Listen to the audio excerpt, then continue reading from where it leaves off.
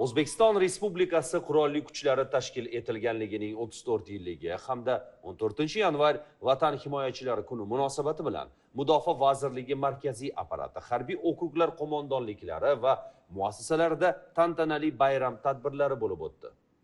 Mashaqqatli, shu bilan birga mas'uliyatli kasb egalarining xizmatlari alohida e'tirof etildi. Munosiblar rag'batlantirildi. Hozir shu haqida.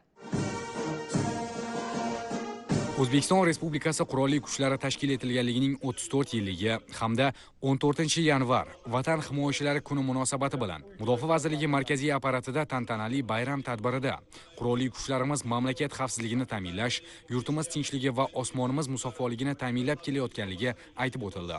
Marosimni Mudofaa vaziri general-leytenant Shuhrat Xolmuhammedov, davlatimiz rahbari, Qurolli Kuchlar oliy bosh qo'mondoni tomonidan yurtimizda, xususan milliy armiyamizda so'nggi yillarda salmoqli ishlar amalga oshirilayotganini yuksak e'tirof etdi. Yaratilgan shart-sharoitlardan unumli foydalanib, o'z kasbiga sadoqat bilan xizmat qilayotgan yurt himoyachilarining mashaqqatli va sharafli xizmatlari yana bir bor ulug'landi.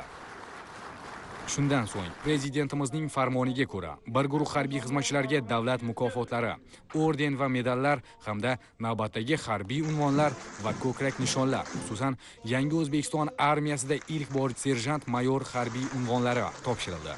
Bu Yangi O'zbekiston tarixida ilk bor serjant-mayor harbiy unvonni olish bu juda katta mas'uliyat, juda katta mehnat talab qiladi. Bu avvalambor yurtboshimiz, Qurolli Kuchlar oliy bosh qo'mondonining serjantlarga bo'lgan ishonchi. Endi bundan buyog'iga serjantlar tarkibini juda ham tarbiyasiga, jangovar salohiyatini yuk ko'tarishga qattiq bel bog'lashga kirishamiz.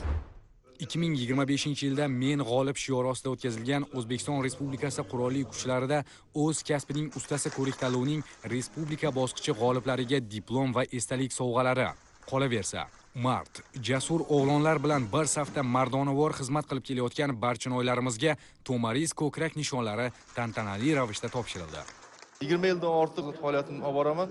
Bugungi menga berilgan ushbu yuksak davlat mukofoti nafaqat menga, balki butun bir shaxsiy tarkibga va jamoamga berilgan yuksak ishonch deb qabul qilaman. Butun shaxsiy tarkibimiz bilan birgalikda yurtimiz tinchligi, xalqimiz farovonligi, milliy sarhadlarimiz daxlsizligi va oldimizga qo'yilgan jangovar va muvaffaqiyatli bajarish uchun barcha kuch va imkoniyatlarimizni sarflaymiz. Bu jarayonlarni bevosita vazirlikning barcha qo'mondonliklari, harbiy qism va muassasalari shaxsiy tarkibi onlayn tarzda kuzatib borishdi.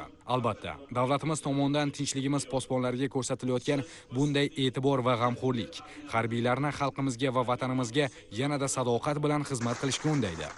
Shuningdek, barcha okrug va qo'mondonliklarda bayram tadbirlari tashkil etilib, o'z xizmat burchini sidqidildan bajarib, safdoshlariga o'rnak bo'lib kelayotgan harbiy xizmatchilar munosib taqdirlanishdi. Sana munosabati bilan tashkil etilgan musiqiy dasturlar esa harbiylarimizda bayram kayfiyatini yanada oshishiga xizmat qildi.